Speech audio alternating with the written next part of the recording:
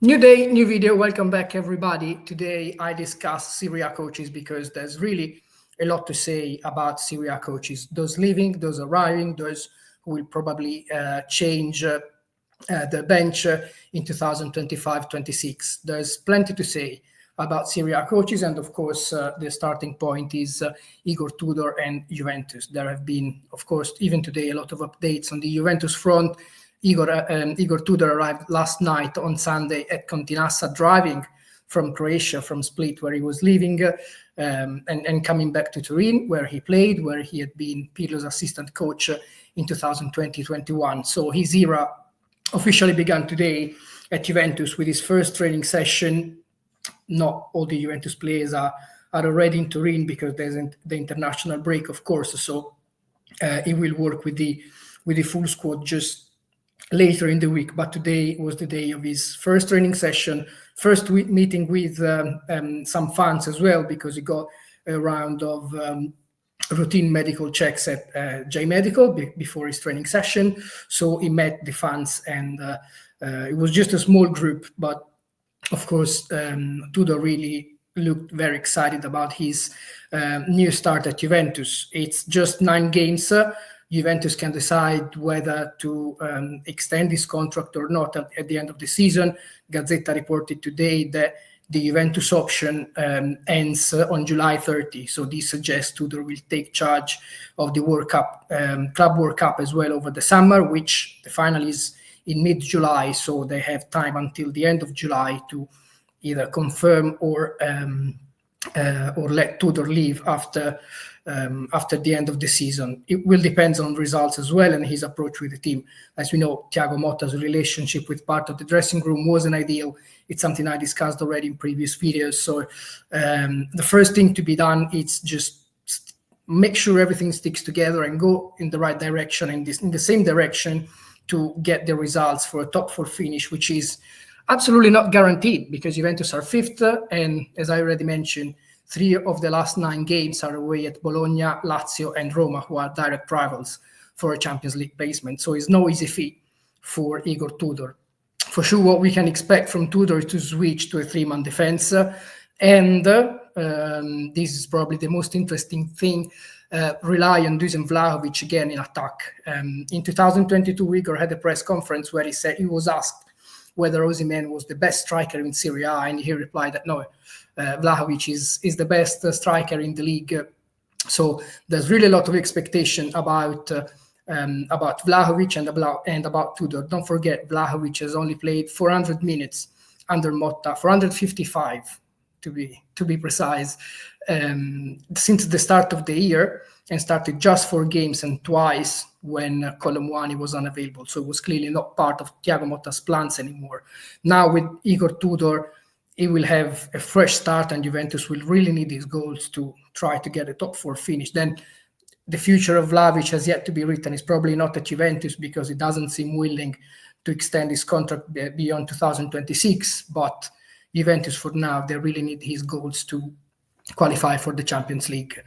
This is a video about coaches. There will be a lot to say about Tudor in the coming weeks and in the coming days. His debut is against Genoa on March 29 in Turin.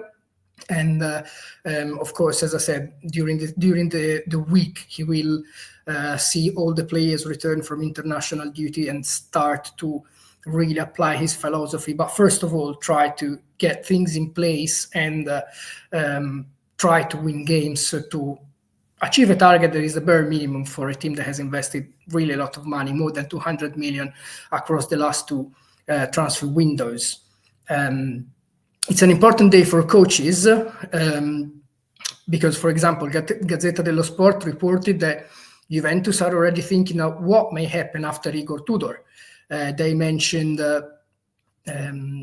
Antonio Conte, Roberto Mancini, and Stefano Pioli as the 3 leading candidates to potentially replace Tudor and start a new project in the new season. And of course, there are pros and cons for all of these. Mancini was already mentioned for the Juventus job to replace Motta. Conte is one of the best Italian coaches. We don't find it out today. He already won 3 Serie A titles with Juventus, but he's under contract with Napoli until 2027. So it remains to be seen whether Napoli will accept to let him go. As far as we know, there's no clause to end the Napoli contract before 2027 for Conte, so Juventus would necessarily need to negotiate with Napoli if they want him. But it's still a long way to go because, as I said, first of all, Juventus must focus on the pitch, on the results, and Igor Tudor to provide him all the support he needs to get this top 4 finish in Serie A. The most established Serie A coach, Simone Inzaghi, Inter. He's been around for many years. He seemed destined to sign a further contract extension with the Nerazzurri, and he won the prestigious Panchina d'Oro today in Coverciano, Florence, voted by the professional coaches, in Italy. So all his colleagues voted for Conte. For Inzaghi, the Inter coach finished first for 2023-24. Second, Gasperini, and third, Vincenzo Italiano, who is at Bologna now, but last season he was at Fiorentina. I want to show you the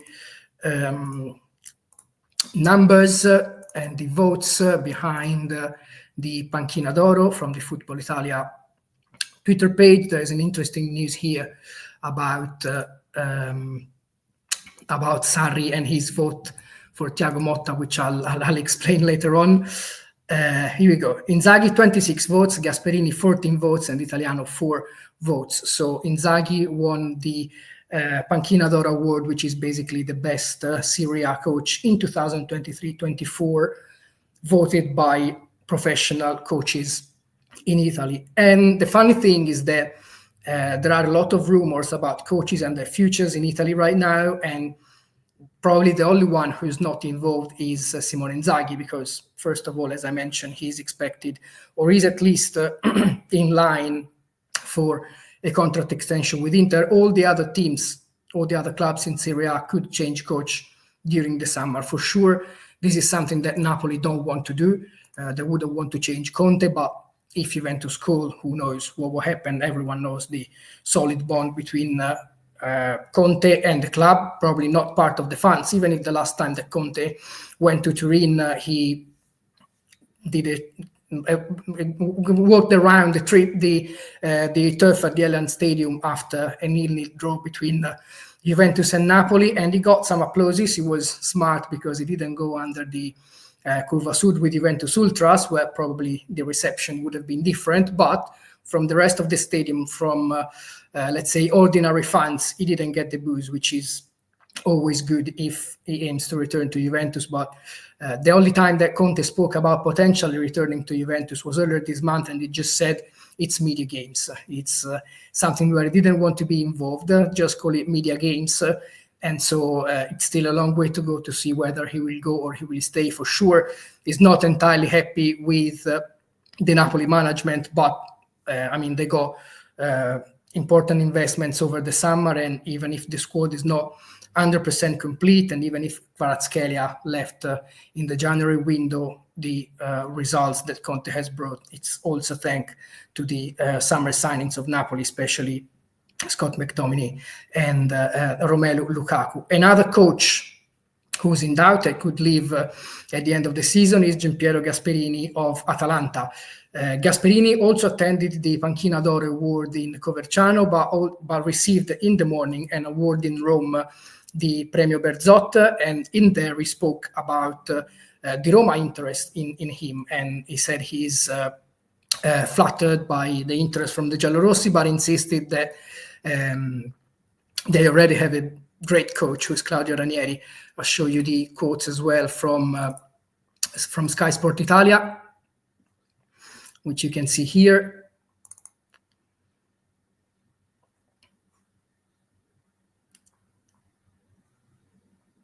Ranieri is already a big coach, as I told you, and everyone would love to coach Roma. It's an extraordinary place with extraordinary fans, and I'm proud to be linked with the Giallorossi, but I prefer to focus on the short term and focus on Atalanta. Now, Atalanta, they're just 6 points below the leaders Inter. It's difficult, of course, that they will challenge for the title because there are just 9 games remaining, but they're still there in the race, and they've proved to be always a tricky opponent for anyone in Italy and Europe. Gasp contract expires in 2026, but a few weeks ago, after the argument with Lookman, he said he would no longer extend with Atalanta and could even potentially leave earlier. So there's very much room for Gasperini's exit in the summer, and he's been linked with Roma, but he's been linked with Juventus as well, aside from Conte, Mancini, and Pioli. So he will have a few options.